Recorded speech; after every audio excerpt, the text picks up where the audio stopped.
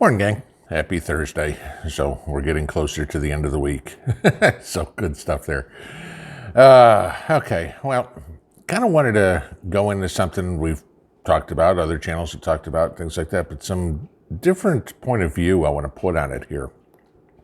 So Mrs. Pinball and I went shopping today, had some different places we needed to go, and as per normal, noticed shortages. We went to the grocery store and noticed that they were practically out of milk, butter, sour cream. So, dairy products are pretty short. But I think we've all seen that. So the grocery shortage wasn't the one that shocked me.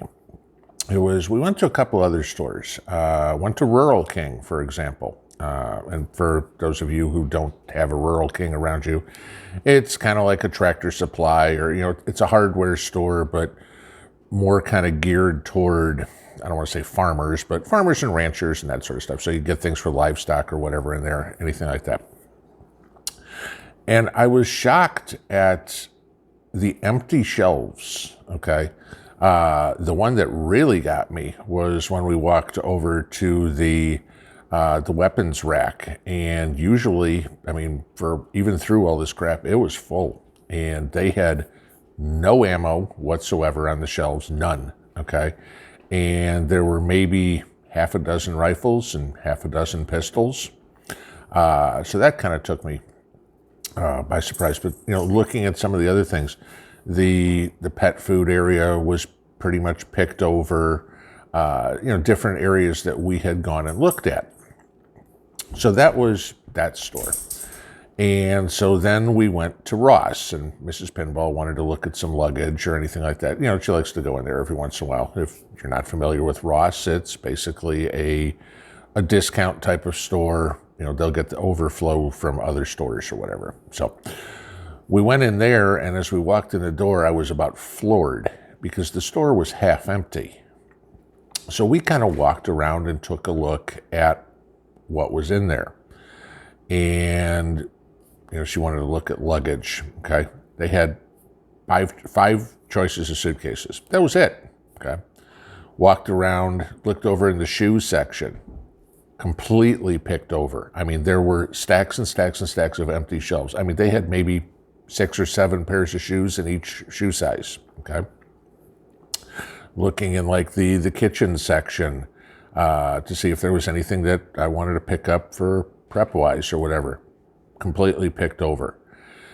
And it kind of struck me, okay, thinking about this. We've all talked about, many channels have, I have, you guys have mentioned in comments, about the fact that, things are getting harder and harder to find. We all know the stories of canning jars and paper towels and toilet paper and all that sort of stuff. Here's the point I want you to think about for a second. Because, yeah, it affects us. It also affects everybody on the other side, okay? Because they're shopping at the same store as we are. And so now they're, slowly everybody's getting a taste of what all these lockdowns and everything have done to people. Now, my reasoning for thinking that a lot of the stores are starting to be empty is because of all these lockdowns. There's been no manufacturing. There's been nobody making shoes and suitcases and milking cows and doing whatever. So the shelves are getting bare. And so even though we're not in a SHTF situation, the stores kind of are.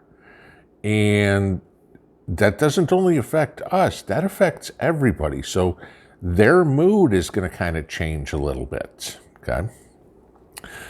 So now I want to add this to another thing I had to do yesterday. As you guys all know, I was laid off the week before Christmas. And so, trying to file for unemployment and get that, you can imagine they're backed up, okay? So, the state of Tennessee says, okay, if it's been more than 3 weeks, contact them and find out what's going on. So we tried to contact them, and of course, you go through their automated chat system and then try to get to a real person Tried this a few times. I'm 300 people back in queue, and by the time I start getting even remotely close, I'm disconnected, timed out in the site, so couldn't get through. So, of course, you try to call them, and it goes straight to voicemail, and nobody ever returns the calls, okay? So, and like most everybody else, you got bills to pay and do whatever. And, we've paid into unemployment. It's there for a reason. It's unemployment insurance. You have a job. Your employer pays part of it. You pay part of it. It comes out of your paycheck. And, hence now you're having a hard time collecting. Finally, I got somebody on the phone and very polite, and was telling me how swamped they are.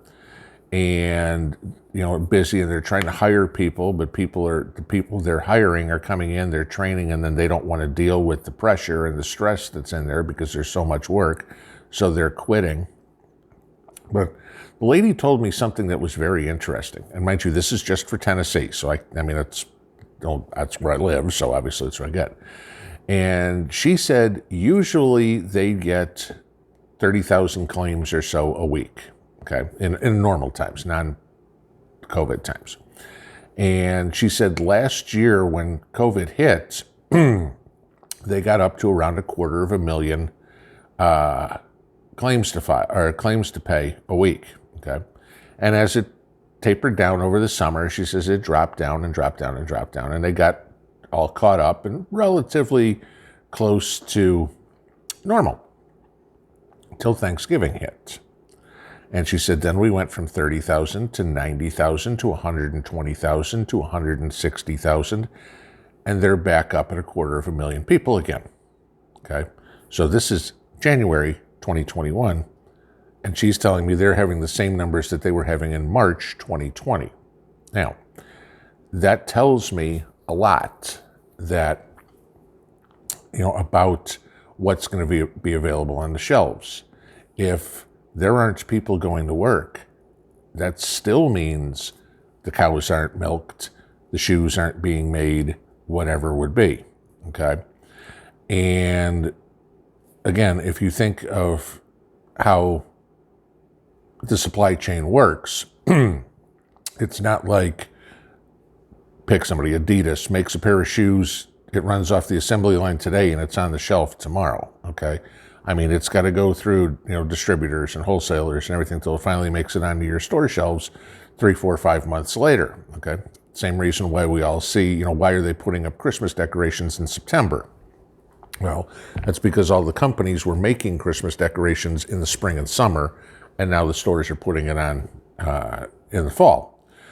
Same thing here. So if we're looking at unemployment being still very high where it was last year, and the store shelves already being low, that's going to tell you what you're going to see for the next 6 to 9 months, okay? Because right now it doesn't look like it's getting any better. We've talked about on the live stream last night about seed shortages, that, people are already saying, oh, I can't get this here, I can't get that there. Companies are out of seeds. Even if you go on Amazon or Walmart, okay, and try to do your online shopping, how many guys have done this? Gone out and says back order or sold out or whatever, that they don't have any. And, so this is what we're seeing, guys. And I wanted to bring that up to you because I know, we keep hearing, oh, we're about to turn the corner. Things are going to get better as soon as next Tuesday happens. Like there's some magic wand again, like January 1st was supposed to be a magic wand. That, we're going to have a Biden presidency and, Schumer's going to be the majority leader and all of a sudden everything's going to get great. Okay. That I don't see happening because just like I said, supply chain, there isn't a magic wand. And if we're going to start putting more restrictive things into play for the economy, hey, we're going to repeal the tax cuts, all these other things about companies firing people for being in D.C. last week. If you saw the story about Curt Schilling, obviously he's a conservative commentator, ex-baseball pitcher, Phillies, Red Sox. They canceled, the AIG canceled his insurance because he's a conservative. Okay. So, I look at it and go, we might have some of that come into play too, is just the disparity of both sides. I'm not going to do business with you because of this. If that gets into the food system, then we got real problems. All right. Now, I really don't think you're going to have, a Kroger or an Aldi or something saying, show me your voter registration card and we'll tell you if you can come in to buy food or not. But it's going to be interesting. And I wanted to kind of give you that heads up real quick, just about what's going on outside the food realm. Because, of course, part of your preps, clothing, shoes, ammo, whatever it would be, it doesn't look like it's coming back anytime soon. So, I say this all the time. If you see it and you need it, buy it, okay? It's the middle of January. You're probably not thinking about a pair of shorts or T-shirts or whatever. Now may be a good time to buy those because they may not be available come summertime when you want to wear them, all right? So, just food for thought, guys, but wanted y'all to think about that just a little bit because not only does it affect us, but it affects everybody that voted all this in too, okay?